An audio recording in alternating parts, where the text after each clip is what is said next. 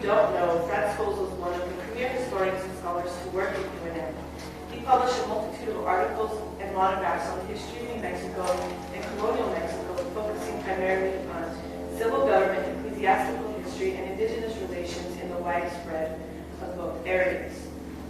What we have at the Center for Southwest Research is Scholz's personal notes and copies of documents coming out from his research done at the Archivo General de la Nación in Mexico City. Within the AGN, there are a number of categories relating to the history, judicial proceedings, royal correspondence, land descriptions, and the Inquisition. The time frame for these documents is largely between the 17th and 18th centuries, although we have a few pieces on the colonial proceedings immediately following contact and just before independence.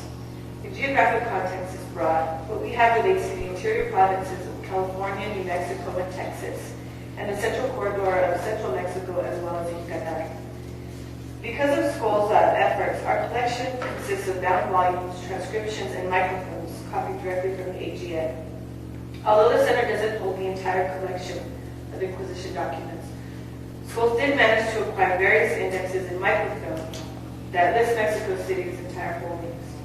For in-house and traveling scholars, what we have here can provide a brief introduction to what they can expect to see when they travel to Mexico City.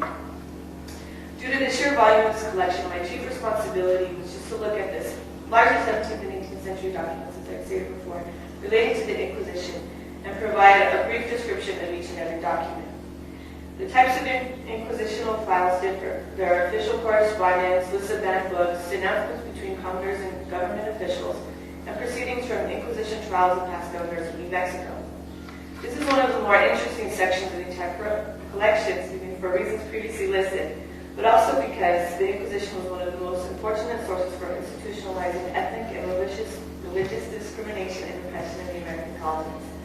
The Center holds most, if not all, of the volumes discussing the inquisitional proceedings against former Governor of New Mexico, Don Diego de Peñalosa y Señor Verdugo, on the trial for illicit unions with young indigenous and Mestiza females, denunciations against the church and the Inquisition itself, and general aggressive and abusive behavior towards the people of New Mexico. And I have an example of one of the bound volumes back there listing Peñalosa's trial. So although the number of high-profile cases are limited, the loose files and bound volumes are filled with persecutions of drug use, multiple marriages, idolatry, heresy, suspicion of Judaism, animal sacrifice, sexual abuse, and period blood among the general population. Hence, the title is scandalous, because a lot of these were scandalous just for the locality that they were found in. So the research potential for this archive is limitless.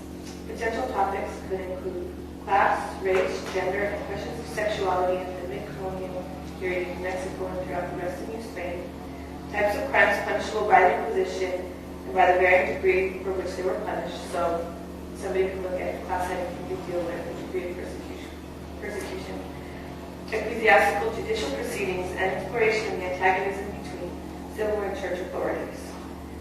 Researchers could include historians, anthropologists, sociologists, those interested in colonial law, and general individuals interested in the history of New Mexico and colonial Mexico.